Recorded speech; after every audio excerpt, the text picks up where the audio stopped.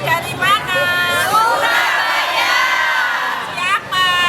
Jamaah Fatimahtus Zahra Masjid Raya Surabaya. Assalamualaikum warahmatullahi wabarakatuh.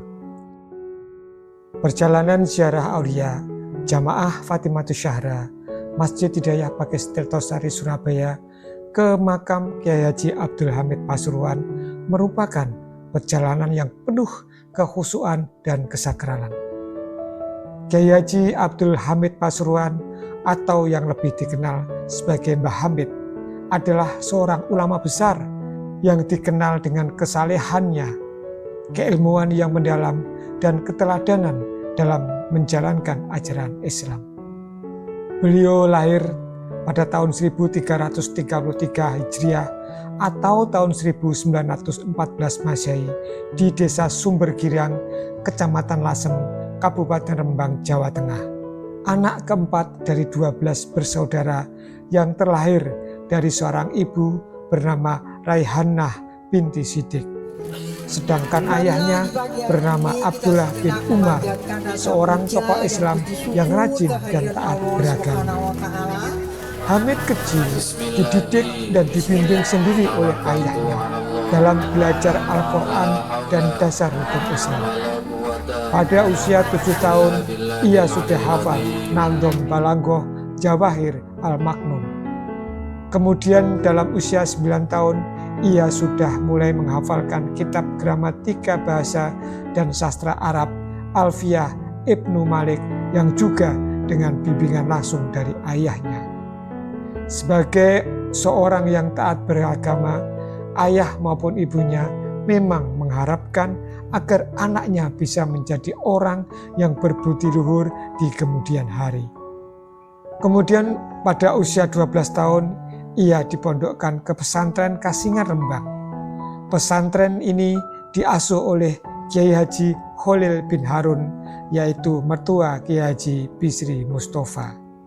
Di pesantren Kasingan ini, ia mendalami ilmu gramatika bahasa dan sastra Arab seperti ilmu nahwu, sorof, balanggoh, dan arut selama kurang lebih 1,5 tahun. Kemudian di usia 13 tahun, ia diperintah ayahnya untuk mengabdi kepada kakeknya Kiai Muhammad Siddiq atau Mbah Siddiq di Jember, Jawa Timur. Pada usia 15 tahun, beliau diajak Mbah Siddiq, kakeknya, menunaikan ibadah haji. Kemudian setelah pulang dari ibadah haji di Mekah, Mbah Hamid melanjutkan belajarnya di Pondok Pesantren Tremas, Kecamatan Arjosari, Kabupaten Pacitan yang didirikan pada tahun 1830 Masehi oleh Kyai Haji Abdul Manan. Sedangkan pada saat itu pesantren Tremas diasuh oleh Kyai Demyati bin Abdullah bin Manan. Itulah sekelumit tentang Mbah Hamid Pasuruan. Sejak awal perjalanan, Jamaah Fatimahtus Zahra mempersiapkan diri dengan hati yang tulus dan niat yang suci.